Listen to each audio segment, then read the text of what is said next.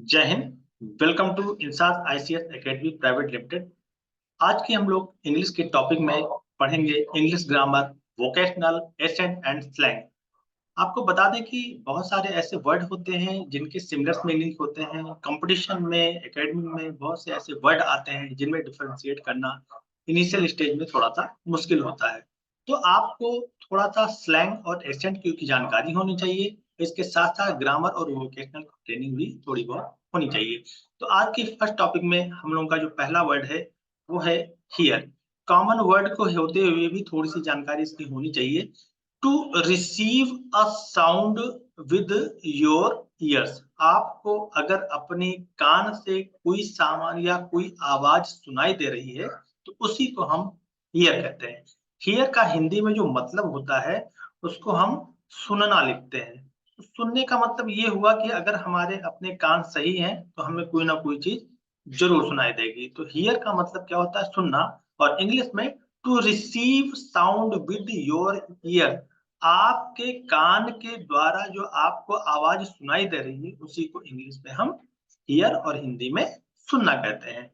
Second word is here. Here का मतलब हिंदी में अगर देखा जाए तो इसका मतलब होता है यहाँ। यहाँ का मतलब ये हो गया कि आप किसी एक पार्टिकुलर प्लेस की ओर इंडिकेट कर रहे हैं, किसी प्लेस की ओर आप बता रहे हैं या किसी स्थान की आप जानकारी दे रहे हैं। which and where you are pointing to। अगर आप किसी स्थान की ओर इशारा कर रहे हैं या किसी वस्तु की ओर इशारा कर रहे हैं उसी समय के लिए हम हियर का यूज करते हैं। दूसरा वर्ड है एयर। एयर का मतलब होता है एक तरह से हमारा उत्तराधिकारी। उत्तराधिकारी का मतलब उसे कहते हैं जो किसी की मृत्यु के उपरांत अगर किसी को उसकी प्रॉपर्टी या मनी का अधिकार मिल जाता है तो उसी को हम क्या होते हैं? उत्तराधिकार। और जिसका जो मालिक होता है वो क्या कहलाता है? उत्तराधिकारी कहलाता है। तो हेयर मिस क्या होता है? उत्तराधिकारी। और ये उत्तराधिकारी उसी को कहा जाएगा जो किसी के मरणोपरांत उसका मालिक बना है। वो मालिक किसका बन सकता है? किसी प्रॉपर्टी का बन सकता है या किसी संपत्ति का बन सकता है। तो the person with the legal right, यह एक कानूनी अधिकार होता है कि उसको प्रॉपर्टी और मनी दोनों की उत्तरदायित्व मिलते हैं। तो एयर का मतलब क्या हुआ? उत्तराधिकारी।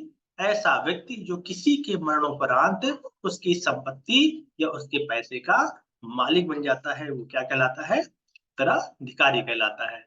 हायर, यहाँ पे फोर्थ वर्ड है हायर। इसका मतलब ये होता है कि किसी को किराए पर लेना। क्या होता है?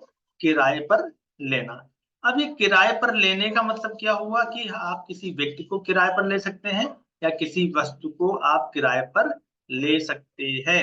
तो किसी वस्तु को या किसी व्यक्ति को अगर आप किराए पर लेते हैं या भाड़े पर लेते हैं, इसका दूसरा भाषा में अगर हम कहेंगे तो उसका क्या मतलब होता है? भाड़ा होता है। तो भाड़े में किसी को स्वीकार करना।